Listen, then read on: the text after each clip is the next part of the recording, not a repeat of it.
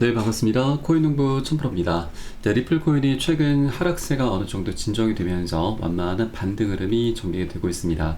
자, 지난 8월 8일자에는 리플과 SEC의 소송에서 리플이 사실상 승리를 하면서 20%이 넘는 상승력을 보였습니다.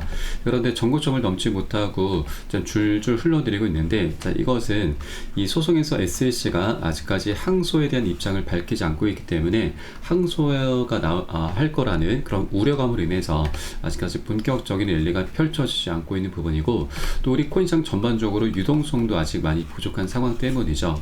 네, 그래서 최근 거래량도 잘 터지지 않고 있습니다. 자, 그러나 이제 유동성은 곧 해결이 될 것이고, 또 항소 역시도 이제 이 얘기가 사그라들게 될 것입니다.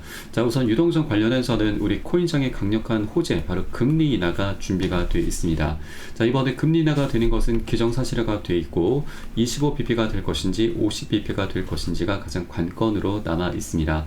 벌써부터 금리 인하 기대 고조로 인해서 금값도 상승하고 있고 주식시장도 좋은 모습을 보이고 있습니다. 자, 이제 곧 코인시장에도 기관들의 거대 자금이 흘러 들어오게 되면서 유동성이 풀리고, 자, 그동안 하방 압박을 받아왔던 이 숨통도 확 트이게 될 것입니다. 자, 최근 코인시장이 지금 빨갛게 물이 들고 있는데, 자, 보시면 이제 메이저급 코인들은 아니고 이제 시가총액이 작은 종목들 위주로 이제 매수세가 강력히 쏠리고 있습니다. 자, 그러면 이제 작은 종목들 다음엔 바로 메이저급 코인들로 자금이 쏠리게 되는 것이죠. 자, 그래서 금리 인하가 이제 본격적으로 시작이 되면은 우리 코인시장은 정말 재밌는 장이 곧 시작이 될 것이기 때문에 이 다음 주 19일을 기점으로 해서 이 금리 인하에 대한 기대감으로 인해서 메이저급 코인들도 좋은 모습을 보이게 될 것입니다. 자, 여기에 더해서 리플 코인도 이제 소송의 끝을 향해서 나아가고 있기 때문에 이제 소송이 완벽하게 마무리가 되면 역대급 폭등 흐름까지도 기대가 되고 있습니다. 자, 그렇기 때문에 나중에 급등하기 전 우리가 아직 동전 가격에 머무러 있을 때 우리가 미리미리 꼭 선점을 해줘야 된다라고 말씀드리겠고요. 다만 절대 기준 없이 들어가서는 안 되십니다. 안전한 구간별로 함께 매수가, 매도가 비중 관리하면서 공략해 나가실 거고, 이 부분에 대해서는 제가 무료 소통방 통해서 여러분께 실시간 빠르게 공유를 해드리고 있습니다. 여러분도 요 사인에 따라서 발빠르게 안전하게 매수, 매도 진입을 해주시면 되시겠다 말씀드리겠고요. 여러분께서는 영상 하단에 더보기 클릭하시고 무료 소통방 링크 통해서 모바일 전용 링크와 PC 전용 링크가 각각 마련되어 있습니다. 스마트폰으로 보시는 분들께서는 모바일 전용 링크, 컴퓨터로 보시는 분들께서는 PC 전용 링크 통해서 간단히 참여 가능하시겠습니다. 자, 그리고 이 조정장이 좀 오랫동안 이어지고 있습니다. 그래서 물려있거나 궁금하신 종목들에 대해선 제가 개별적인 상담 진행해 드리고 있고요. 또 매수가, 매도가 비중에 대해서도 한 분 한 분 모두 잡아드리고 있으니까 이 부분도 활용하시면 여러분 투자하시는데 많은 도움이 되실 겁니다. 자, 이 리플에 있어서는 이제 항소가 가장 큰 걸림돌입니다. 자, 이번에 리플이 지난 9월 7일까지 벌금을 납부를 했었어야 됩니다. 자, 그런데 이번에 SEC와 벌금집을 연기해 합의를 하면서 자, 새로운 국면으로 접어들었습니다.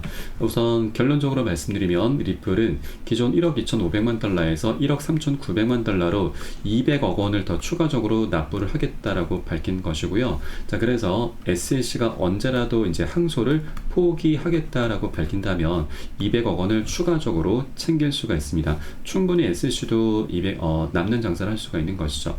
자, 그런데 이 벌금집을 연기를 두고서 자, 리플 측에서는 이 SEC의 항소 가능성에 대비한 것이 아니냐라는 그런 우려 섞인 목소리도 나오고 있습니다. 물론 SEC의 그동안 행보를 보면 이 항소 가능성을 우리가 배제할 수는 없는데 현재 SEC의 상황은 그렇게 녹록지가 않습니다. 자, 우선 SEC가 항소를 하더라도 승소 가능성은 10% 미만입니다. 법원에서는 이 판결에서 피해자나 사기꾼이 없다라고 판결을 했습니다. 그리고 제2순회 항소 법원이 지방법원 판사들의 결정을 뒤집는 사례가 10% 미만이다라고 하는 사실입니다. 자, 그렇기 때문에 SEC가 만일 이런 모든 것들을 무시하고 항소를 감행하게 되면 그 앞길은 굉장히 험난하게 될 것입니다. 자, 그리고 현실적으로 이 소송 비용도 문제가 될 수가 있습니다. 전 SEC 위원 제임스 페럴은 리플이 항소심에서도 승리하게 되면 SEC는 소송 비용과 이자 문제 등 재정적 위험에 직면할 수 있다는 점을 지적을 했습니다. 자, 리플 같은 경우는 그동안 2억 달러 이상의 소송 비용을 지출을 해왔죠. 자, 그래서 SEC 역시도 이에 준하는 소송 비용을 지출을 했을 것이고, 앞으로도 이 항소심을 좀 이어가게 되면은 더 막대한 소송 비용이 들게 될 것입니다. 자, 리플 같은 경우는 소송 비용은 뭐 돈을 굉장히 많이 벌어놨기 때문에 크게 부담이 되진 않습니다. 자, 그런데 SLC 같은 경우는 이 소송 비용이 국민들의 세금에서 나오게 되는 거죠. 그렇기 때문에 이 항소에서도 승리 가능성이 굉장히 희박한 이 항소를 굳이 할 그런 명분 자체가 없게 되는 것이죠. 자, 그렇기 때문에 SLC는 이제 언제라도 이 항소를 포기하게 되면은 200억 원을 더 추가적으로 챙길 수가 있기 때문에 충분히 이런 남는 장사를 하게 될 것이다 라고 하는 겁니다. 자, 그래서 이 10월 6일입니다. 10월 6일까지 SC가 항소 입장을 밝혀야 되는 마감 기한인데 이제 언제라도 그 전이라도 항소를 포기하겠다라는 그런 입장 발표가 있게 되면은 자, 리플은 이제 완전히 법적인 리스크에서 해방이 되게 되는 것입니다.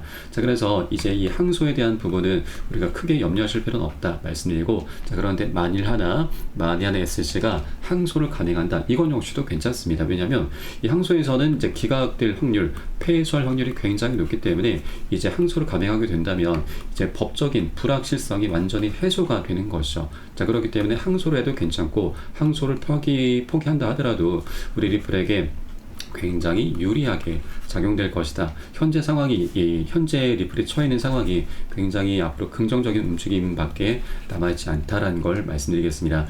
자, 그렇게 법적인 리스크가 해소가 되면은 이제 리플에 대한 수요도 엄청나게 폭발할 수밖에 없죠. 가장 먼저 기대해 볼 수 있는 부분이 바로 EDX 마켓 상장과 ETF 출시입니다. 자, 이 두 가지가 굉장히 밀접한 연관이 있습니다.